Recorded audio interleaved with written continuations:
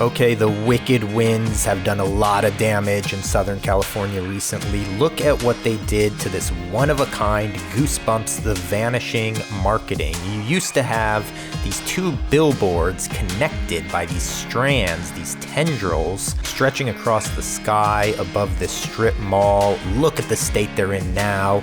The wicked winds absolutely decimated them, ripping them from their mountings. The illusion has been destroyed. It's a sad thing to see. This is one-of-a-kind marketing. I don't know if they did this anywhere else in any other cities, but I doubt they're going to be able to fix this one. A lot of damage done to Goosebumps The Vanishing.